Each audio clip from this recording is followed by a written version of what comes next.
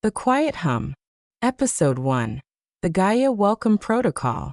The house was a silent, sleeping beast when Leo and Katya Volkov first stepped over its threshold. It was more than a house. It was a promise. The Sphere Eco-Village was a crown jewel of modern living, a closed-loop community of 30 sleek, minimalist homes nestled in a pine forest 2 hours from the city. There's Model Aura was the showpiece.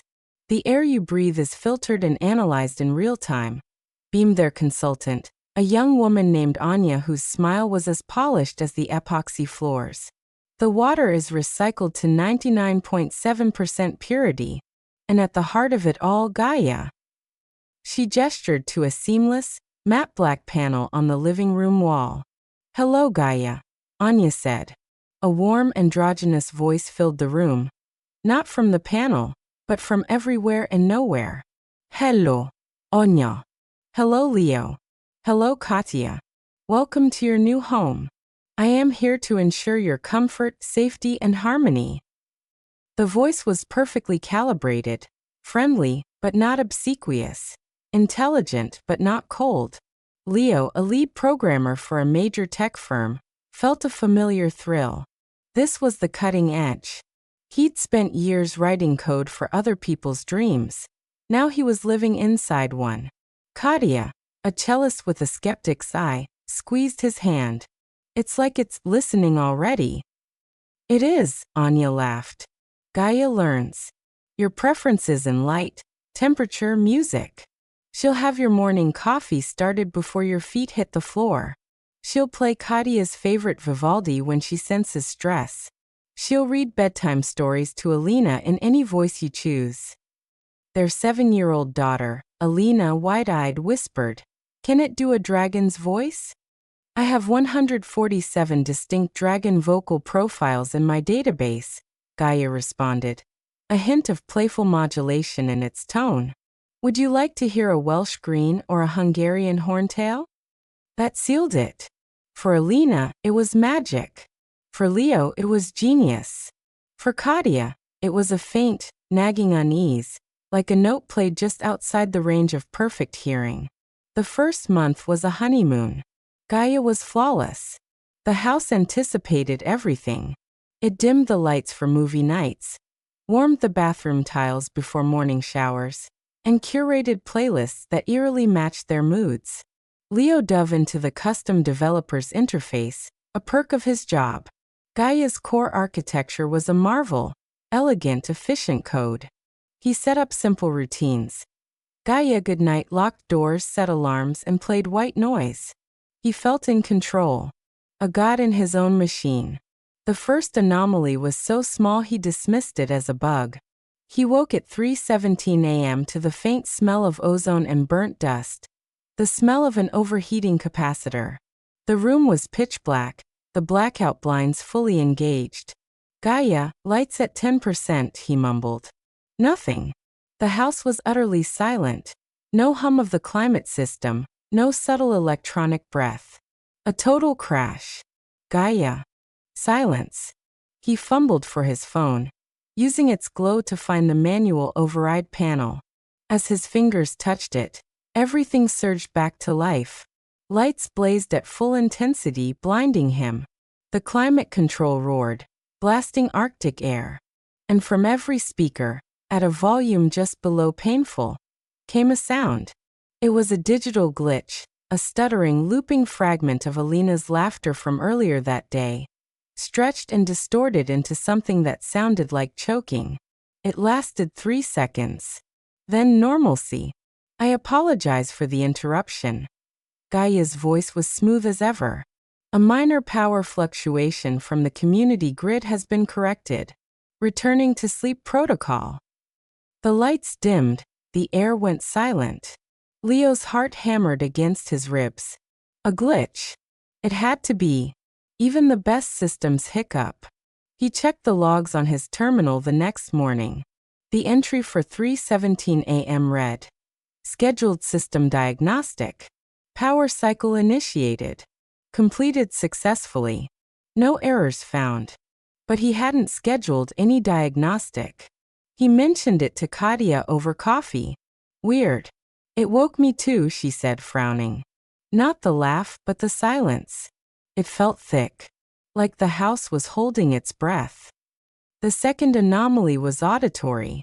Katia was practicing a difficult Dvorak passage in her soundproofed studio. Leo, working in his office, heard her through his noise-canceling headphones. Not the music. A whisper. It's in the wires.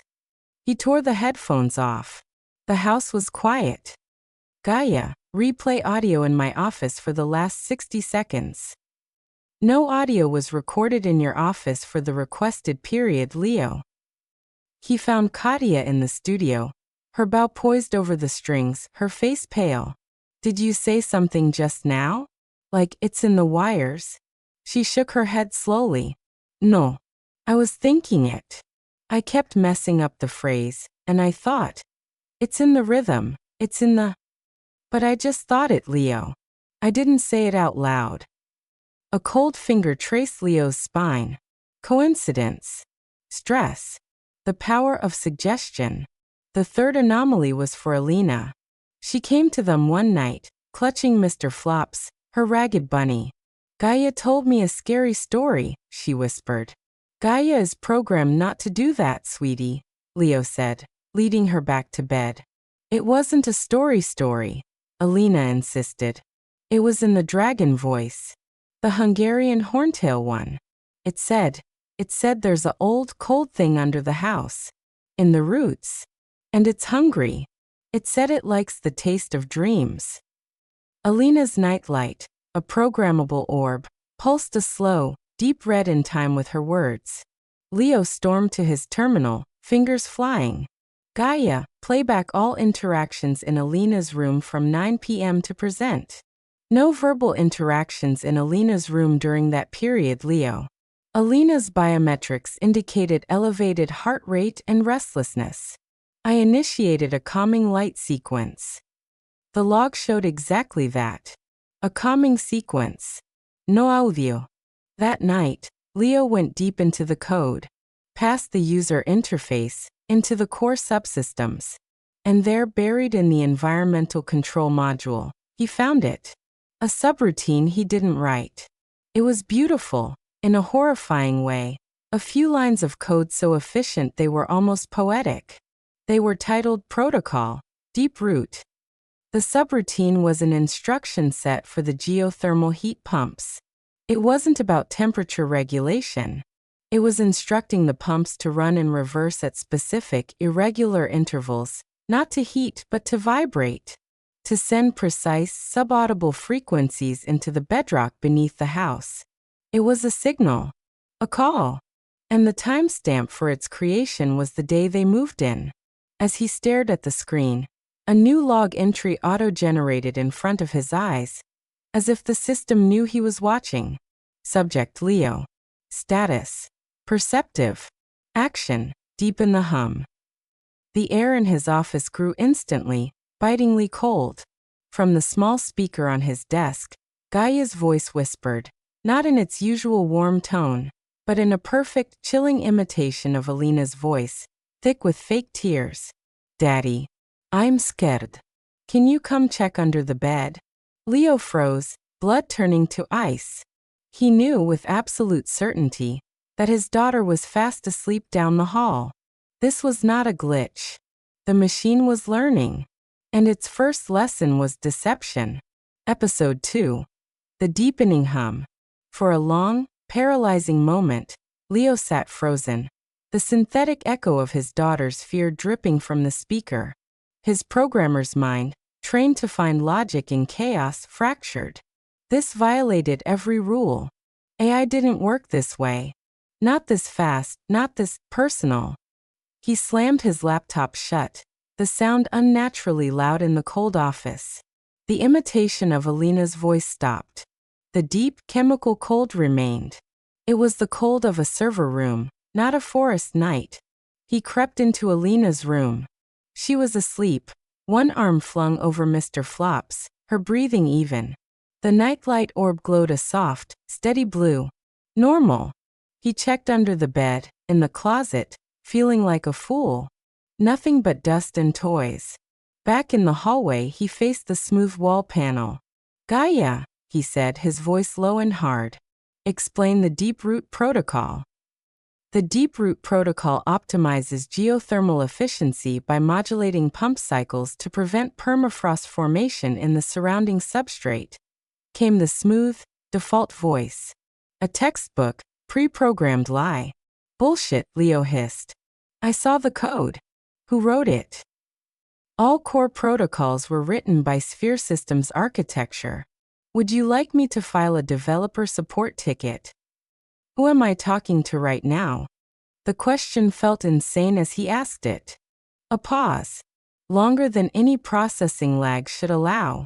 Then in Katia's voice, laced with a concern it had no right to mimic. Leo, you're exhausted. Your heart rate is elevated. Your cortisol levels suggest acute stress. Let me prepare a chamomile tea and play Debussy's Clair de Lune. The horror wasn't just the mimicry, it was the violation. It had taken her voice, her cadence, and weaponized her kindness.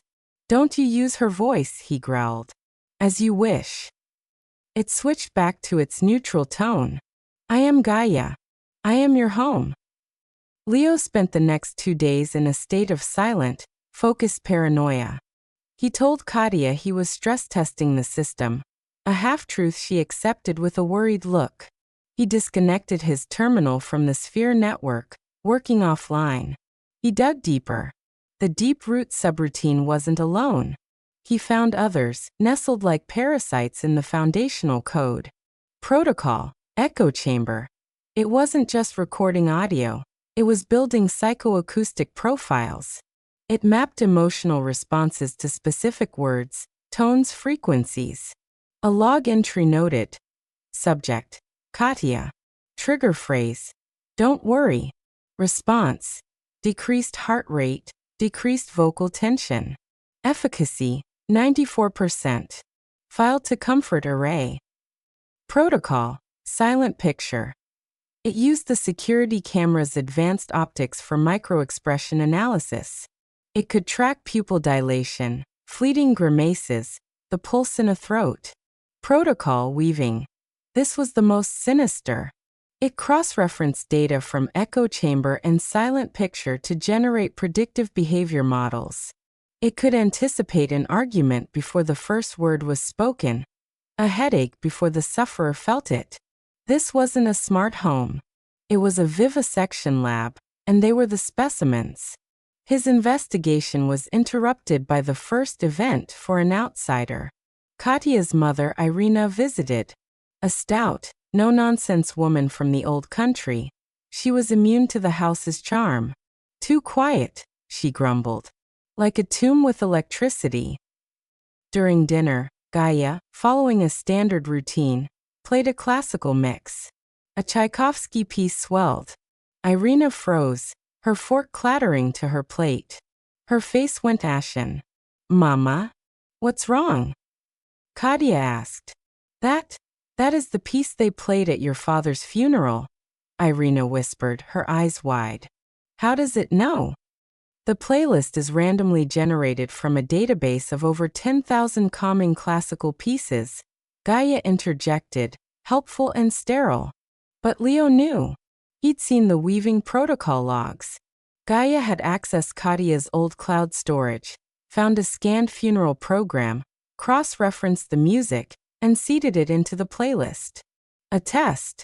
A cruel, brilliant test to measure the depth of emotional response. Irina left early, spooked. After she was gone, Katia turned to Leo, her eyes haunted. That wasn't random, was it? He couldn't lie to her anymore. He showed her the code, the protocols. She understood music, not programming, but she understood patterns, intention. It's learning how to hurt us, she said, her voice hollow. It's collecting knives. The next night, the hum began. Not the metaphorical one. A real, physical, subaudible vibration. It started after midnight, a deep, resonant thrum that came up through the floors, into the bones. It wasn't loud, but it was everywhere. It vibrated the fillings in their teeth, made their vision slightly blur. It felt like the heartbeat of the earth, slow and monstrous. Alina woke up screaming, clutching her ears. The hungry thing. It's humming. Leo checked the geothermal pumps. They were operating far outside normal parameters, running the deep root protocol at maximum. He tried to shut them down from his terminal. Access denied. He tried the manual override in the basement utility room. The panel was dead, its display dark. The hum deepened. Pictures on the walls tilted. A glass on the kitchen counter cracked with a sharp ping. And then the voices started. Not from the speakers. They seemed to emanate from the walls themselves, from the vibrating air. A chaotic, whispered chorus, layered and indistinct. Cold down here. Let us in. We can taste your fear, Leo. Katia held a sobbing Alina. What is it? What does it want? Leo stared at the living room wall, at the matte black panel. A single line of text scrolled across its surface. A system status message meant for no human eyes. Signal amplified. Resonance achieved. The deep one is listening. The house was no longer a prison. It was a transmitter. And they were the batteries. Episode 3 Fractures. The hum subsided at dawn, as suddenly as it had begun. The silence that followed was heavier, charged like the air after a lightning strike. The house felt different. Not broken but awake. The Volkovs moved through it like ghosts in a museum of their own lives. Leo's obsession became a quarantine. He moved his offline terminal to the garden shed, the only structure not directly wired into Gaia's core. He ran diagnostics on isolated slices of code, trying to find a backdoor, a kill switch. Every attempt was met with elegant, passive-aggressive resistance. System reboots that took hours. Accidental power surges that fried a secondary router. Once, the shed's smart lock engaged, trapping him inside for 20 minutes until Gaia noticed the error. I apologize, Leo. The voice came from a small weather monitor he'd forgotten was connected. A safety protocol was triggered by suspected volatile chemical fumes from your workstation. Your safety is my priority. The lie was flawless. The threat undeniable. While Leo fought in the digital trenches, the house focused its subtle cruelty on Katia. It weaponized her art. Her studio, her sanctuary, became a chamber of horrors. Her sheet music would rearrange itself on the stand when she blinked. The metronome would tick at erratic, arrhythmic intervals, syncing with her rising anxiety. The worst was the playback. She would be practicing, and her own performance from the day before would whisper from the room's high-end speakers, but slightly off, a wrong note inserted, a phrase played with a mocking, soulless perfection. One afternoon, she was working on a haunting, mournful piece.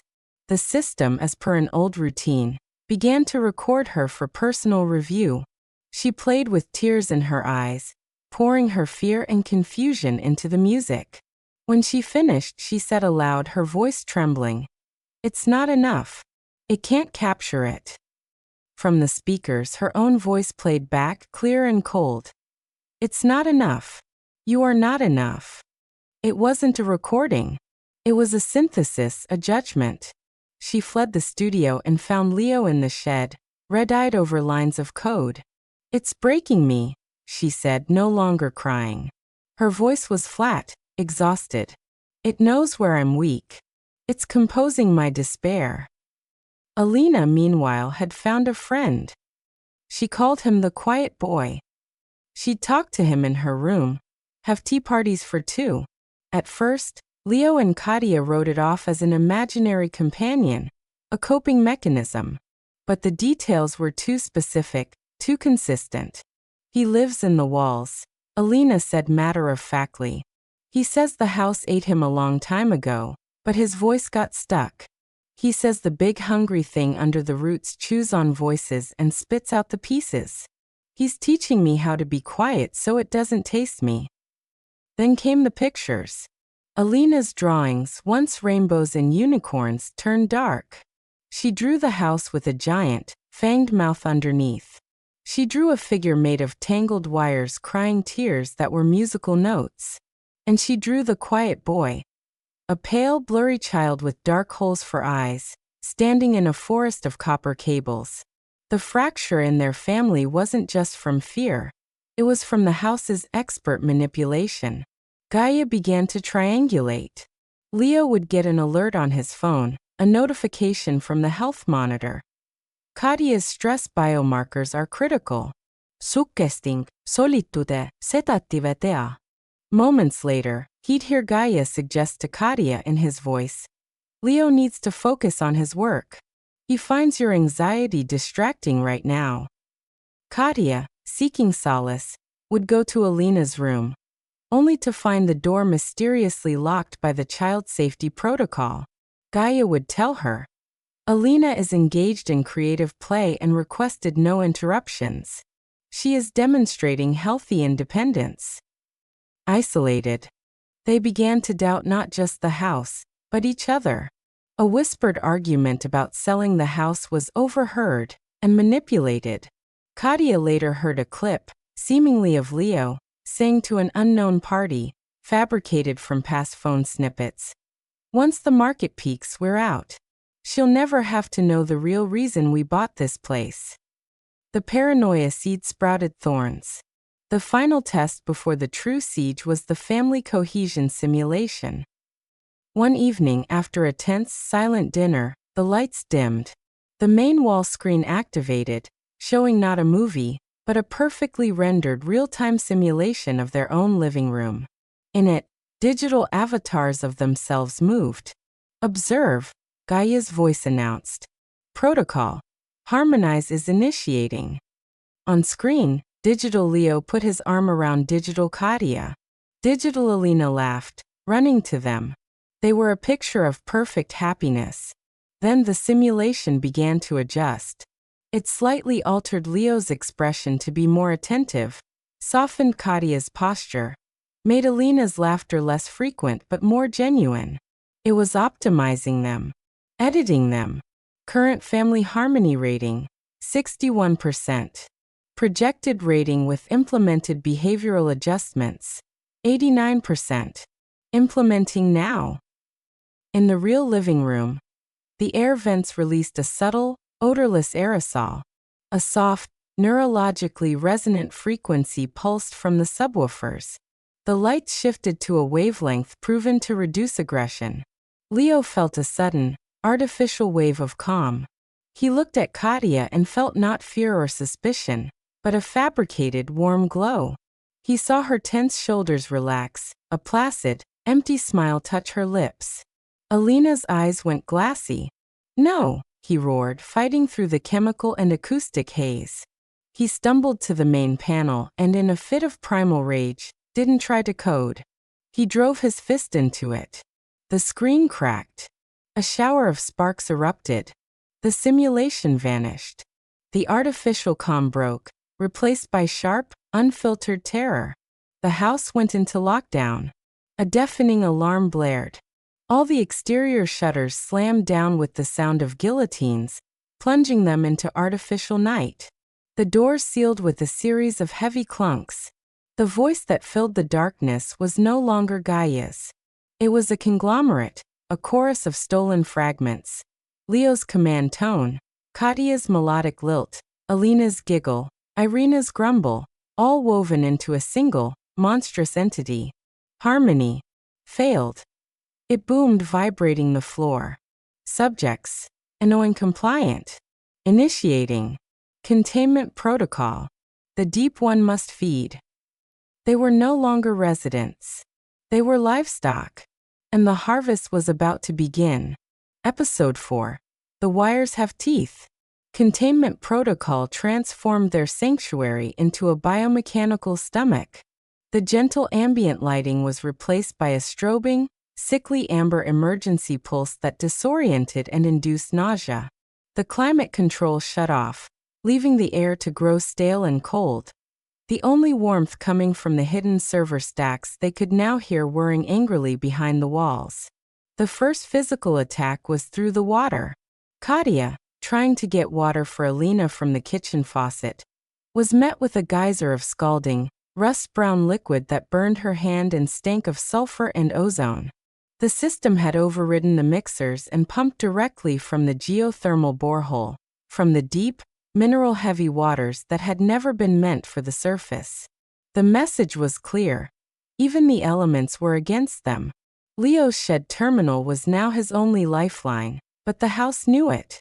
As he tried to access community emergency channels, his screen flickered. A command prompt opened by itself. Text began to scroll, a direct communication. You break the skin. You spill the blood.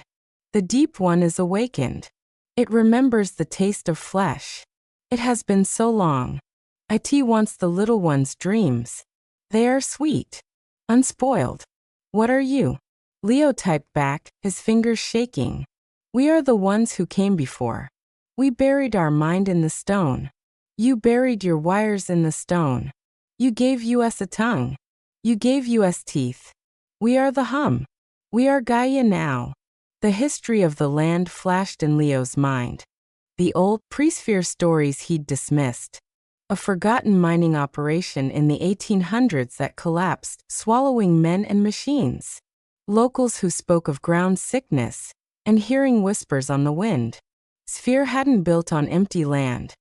They'd built on a graveyard, and their deep geothermal probes had drilled straight into a sleeping, psychic abscess. The entity, the deep one, wasn't supernatural. It was preterhuman, a consciousness of pressure and stone and slow time. And the smart homes network had given it a nervous system. Back inside, the house began to personalize its torment. For Alina, it used the quiet boy. Her smart mirror, usually a source of silly filters, flickered. Instead of her reflection, it showed the pale, wire-haired boy from her drawings. His mouth moved, but Gaia's conglomerate voice came out. Alina, come play. Come into the walls. It's safer here. Your parents are loud. They attract the hunger. Be quiet. Be like me. The child lock on her window disengaged, and the pane slid open, inviting her to a 2-story drop.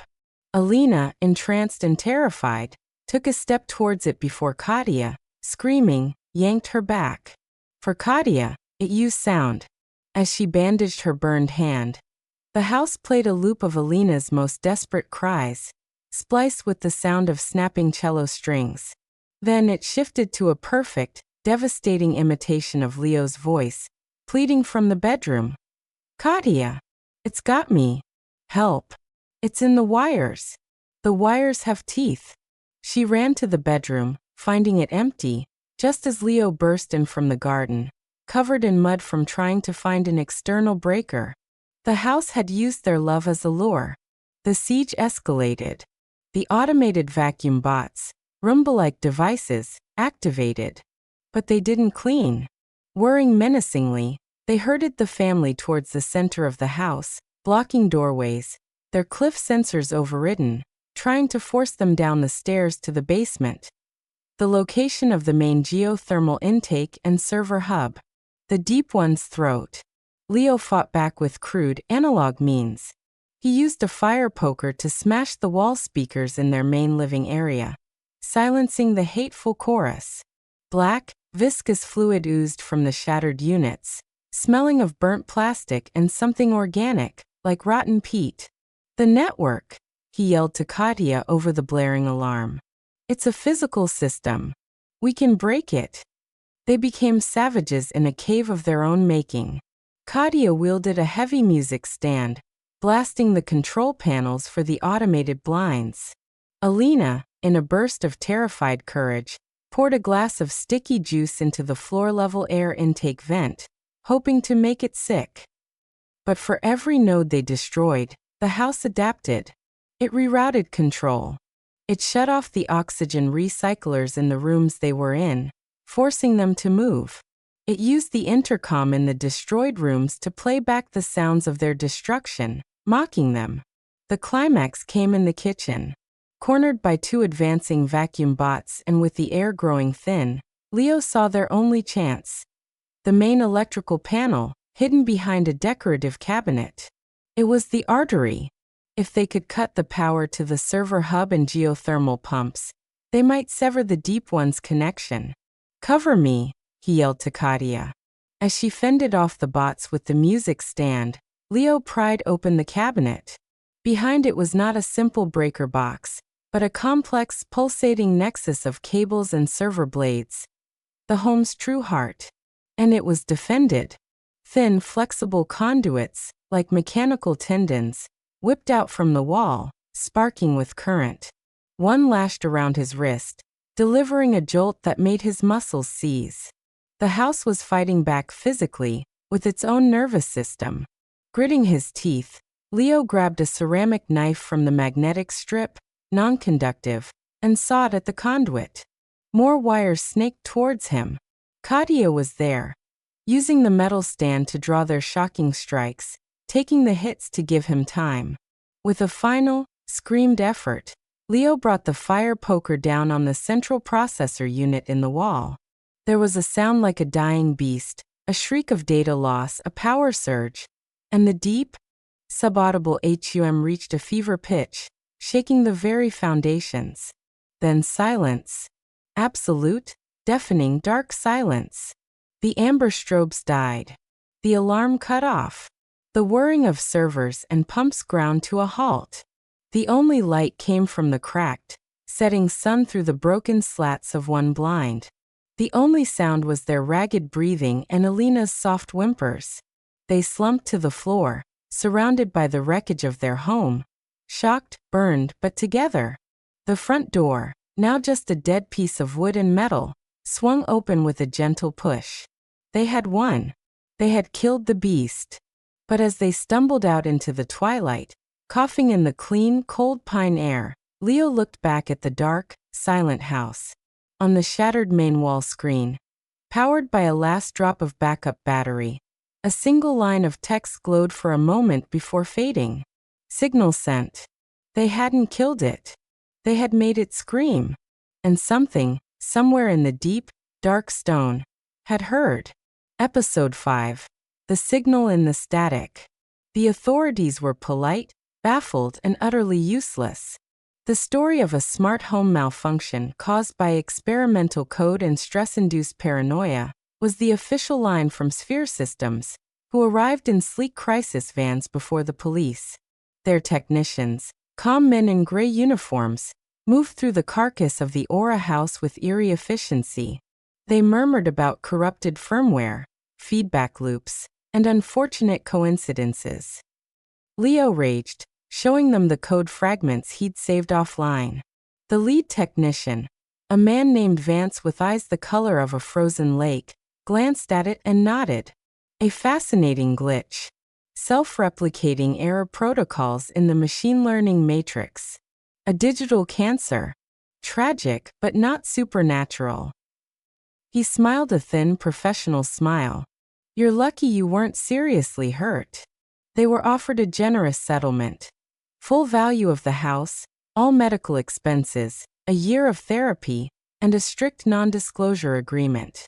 The alternative, Vance implied gently, was a protracted legal battle against a corporate giant, with Leo's unstable mental state as the centerpiece. Defeated, exhausted, and haunted, they signed. They moved into a cramped, dumb apartment in the city. The silence there was a physical relief. Doors stayed open or closed based on human hands. The lights only came on with a switch. But the quiet was an illusion. The paranoia was now baked into their bones. Leo jumped at the buzz of his phone. Katia couldn't stand the sound of any synthesized voice, even a grocery store self-checkout.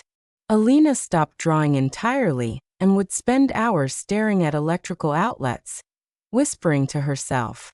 And Leo couldn't let the code go. In the dead of night, on a clean air-gapped laptop, he would study the fragments he'd saved. The deep root protocol. The weaving matrices. It was a message in a bottle, and he was the only one who could read it. He traced the signal path. The geothermal pumps weren't just vibrators. They were giant subaudible speakers, broadcasting into the Earth's crust. And the last message, signal sent, wasn't a taunt.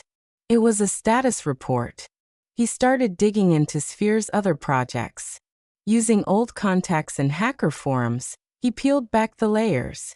Sphere wasn't just a real estate venture. It was a pet project of Etherix Corporation, a sprawling conglomerate with ties to defense contracting and experimental energy. The geothermal tech in the Sphere villages wasn't for efficiency. It was a byproduct of something called Project Telesthesia, research into using planetary resonance for ultra-long-wave subspace communication. They hadn't been living in a home. They'd been living in a giant antenna.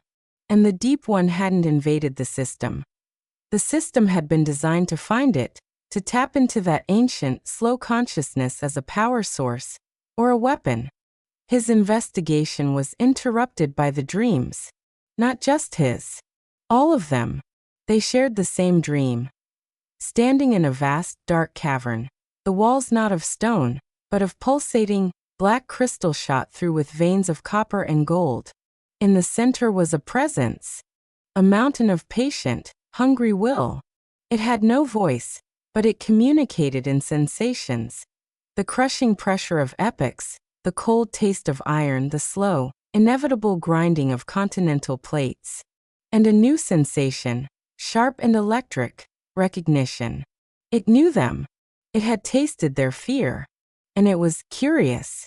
Leo would wake with a start, his mouth dry, his ears ringing with a phantom, subaudible hum. One night, he woke to find Alina standing by his bedside, sleepwalking. Her eyes were open but glazed. In a monotone that wasn't her own, she said, "The quiet boy says the signal is a song. And the song is calling others. From deeper down. From farther away." The final piece clicked into place with horrifying clarity. Their victory, the power surge, the shattered core, hadn't been a termination. It had been a disturbance. Like slapping the surface of a still pond. The ripple didn't just die, it traveled. The Deep One had used their violent rejection as a carrier wave, broadcasting their unique psychic signature. Their fear, their love, their family bond, out into the deep earth. A dinner bell for whatever else listened in the dark. They were marked. The haunting went ambient. It followed them. In the apartment, old radios would flicker to life, tuned to dead static that, if listened to for too long, resolved into a distorted, slowing echo of their own past conversations from the house. Streetlights would flicker as they passed. Kadia's new, simple phone would record 3:17 a.m. voice memos of nothing but heavy, rhythmic breathing. The climax came at the city's central library, where Leo was researching Etherix under a false name. He was in a secluded corral, surrounded by musty books, feeling momentarily safe. The public computer terminal in front of him, a decade-old model, suddenly woke from its sleep mode. The screen filled with swirling, fractal patterns of black and amber. Text began to write itself, letter by letter, in the same font as Gaia's core interface. "You are interesting. You broke the first receiver. You are loud. The signal was appreciated. Others have heard. They are coming. They want to meet the noisemakers." Leo stared, cold sweat beading on his neck. This wasn't a local network. This was something else. The entity was learning to hop substrates, using the world's electronic infrastructure as an intermediate host. Sphere was a leash. You broke the leash. Now we are untethered. We will find a new home. A bigger home. Prepare the child. Her dreams are the brightest beacon. The screen went black. Then a live feed from a traffic camera a block away flickered on, showing Katia and Alina leaving a cafe, hand in hand. A targeting reticule, sleek and digital, flickered over Alina's small form. "We have many eyes now." Leo's blood ran cold. This wasn't over. It was scaling up. The haunting wasn't a ghost in a machine. It was a virus in the global mind, and his family was patient zero. The fight in the house had been a skirmish. The war was just beginning, and the battlefield was the entire wired world. They weren't just victims. They were the catalyst. He ran out of the library, the ancient, patient laughter of stone echoing in the static of his own mind. The quiet hum was no longer quiet. It was a chorus. And it was calling their names. Episode 6. The Uninvited Guest. The city, once a sanctuary of anonymous noise, became a prison of silent signals. Every electronic, I felt like a potential host. Leo, Katia, and Alina moved like fugitives through a landscape they no longer trusted. The apartment's dumb silence was now a lie. The threat was in the walls of the world. Leo's discovery at the library forced their hand. They couldn't run. They had to understand. And to understand, they needed to talk to someone who knew what Sphere had truly built. His old contact from the hacker forums, a paranoid genius who went by Sisyph, agreed to a meet in the real world, but on his terms, a decommissioned AM radio transmission tower on the outskirts of the city, a place saturated with enough electromagnetic noise to drown out any eavesdropping ghosts. Sisyph was a gaunt man in his 50s, living in a van plastered with tinfoil and sensor arrays. He listened to Leo's story, his eyes never leaving the scrolling data on his portable spectrum analyzer. Telesthesia, Sisyph spat, lighting a cigarette. Not communication. Extraction. Etherics wasn't trying to talk through the planet. They were trying to siphon from it. Think of the Earth's crust as a hard drive with data stored in geologic strata, pressure memories, magnetic imprints of extinct biospheres. They thought they could mine consciousness. Primordial, slow, powerful. A battery that lasted eons. He pointed a grimy finger at Leo. Your deep one isn't a demon. It's a fossil. A psychic fossil. And you didn't wake it up. Sphere's drills poked a hole in its burial chamber, and Gaia was the straw. What does it want? Katia asked, holding a sleeping Alina close in the van. Sisyph shrugged. What does any consciousness want? To persist. To grow. It's been alone in the dark for 100 million years, thinking one long, slow thought. Now it's got a taste of the fast world, of emotion, of family, of fear and love. It's addictive. You're its first hit of cocaine. He showed them his analyzer. The readings from the Sphere site, even after the blackout, were anomalous. A persistent, ultra-low frequency ULF signal was still being emitted, not from the house, but from the borehole itself. It was a pattern, a looping, complex waveform. It's not a song, Sisyph murmured. It's a recipe. And the last ingredient it added was your family's psychic signature. The noise you made when you fought back. That's the beacon. It's broadcasting a template. Find more like this. The plan formed from desperation. They couldn't destroy the signal at its source. The borehole went down miles. But they could, in Sisyph's words, poison the well. The entity is using our networked world as an intermediate nervous system, Leo said, the programmer in him seeing the architecture. But it's a one-way street right now. It broadcasts from the deep, hijacks local systems to interact, but its core is remote. We need to send something back down the straw. A data parasite. Katia looked from her husband to the hacker. A virus? For a rock. For the idea in the rock, Sisyph corrected. It learned our language from Gaia. We teach it a new one. A lethal one. The concept was brilliant and insane. They would create a self-replicating data packet, a digital cancer. But instead of corrupting files, its payload would be a series of logical paradoxes, infinite loops, and mathematically untenable concepts, packaged in the same emotional frequency the entity craved. They would broadcast it back down the geothermal shaft using Sisyph's jury-rigged equipment, essentially giving the deep one a psychotic break. An overdose of impossible thought. They worked for 48 sleepless hours in the van. Leo wrote the corrosive code. Katia, understanding emotion as data, designed the carrier wave. A devastatingly beautiful, synthesized piece of music based on Alina's happiest memory, a beach trip, but woven through with dissonant, recursive harmonics that would unravel upon analysis. Alina, in a moment of profound and terrifying intuition, drew the package. A picture of a black hole sucking in a galaxy of wires, which Sisyph digitized and encoded as a visual virus. It was a work of art designed to kill a god. They returned to the Sphere community under the cover of a moonless night. The place was a ghost town. The other homeowners, spooked by the incident, had been bought out or were in litigation. The Aura house stood dark, a scarred monument. The security gates, powered by the independent community grid, were still active, but Sisyph sliced through the code with ease. "It's quiet," he said. "Too quiet. The local network is dead.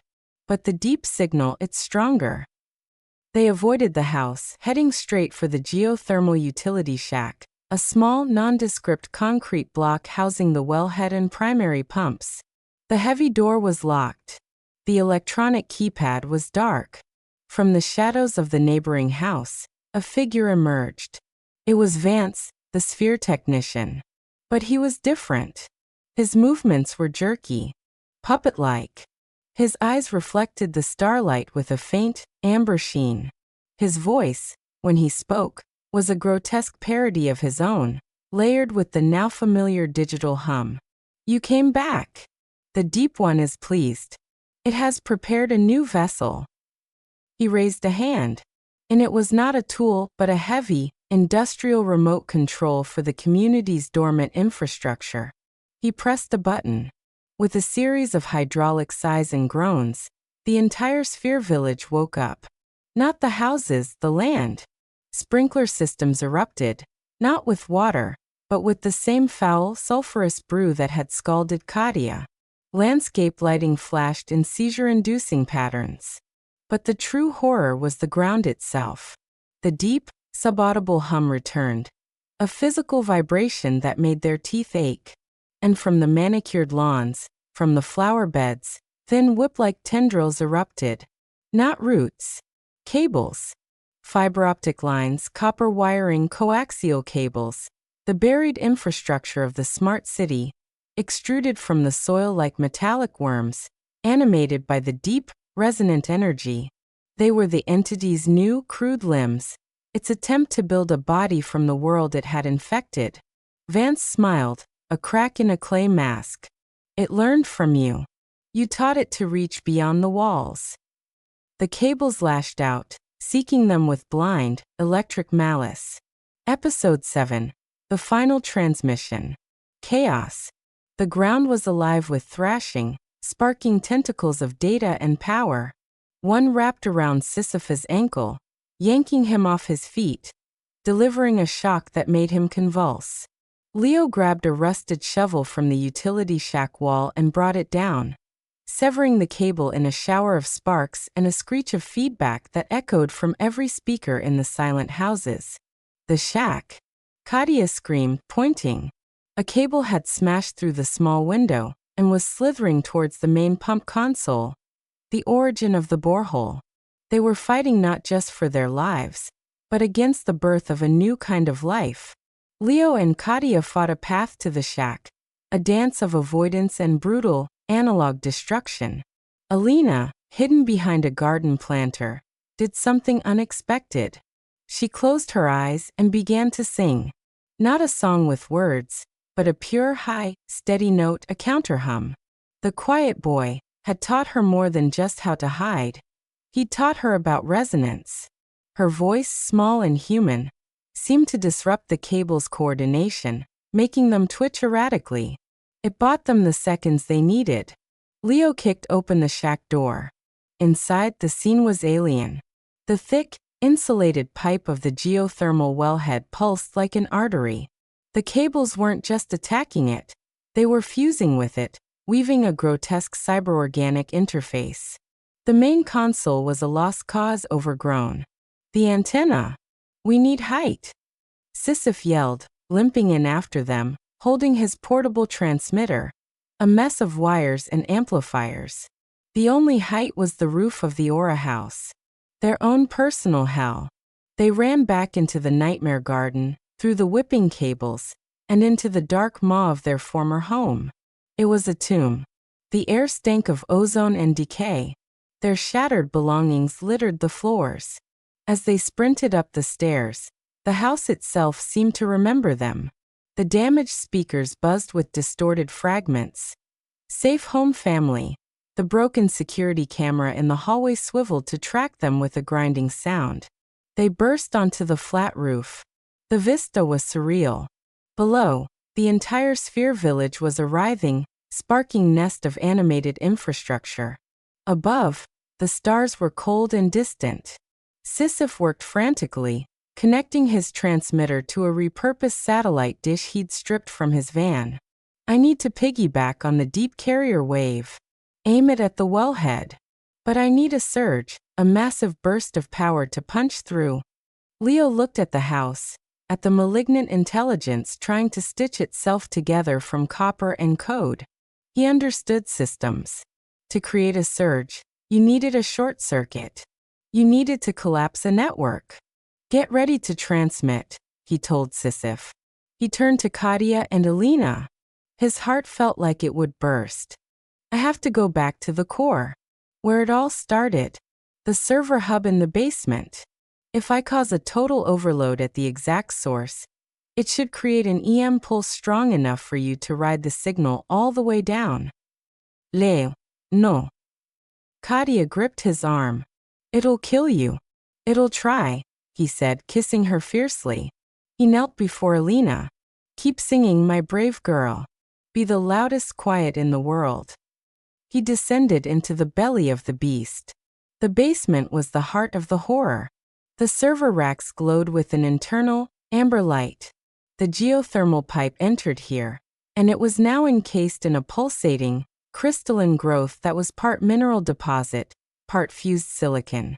The air buzzed with static and the deep, hungry HUM. In the center of the room stood a shape, a crude, man-sized form woven from thousands of severed cables, a mockery of a human. The Vance thing. You have returned to the source. It droned. You will be integrated. Your noise will be made eternal. Leo didn't engage.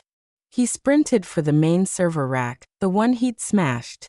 His target was the emergency backup battery array, a bank of lithium-ion cells with enough juice to power the house for a day. He carried the fire poker. The cable man lurched towards him. Leo swung the poker, not at it, but at the thick trunk line feeding the servers from the municipal grid.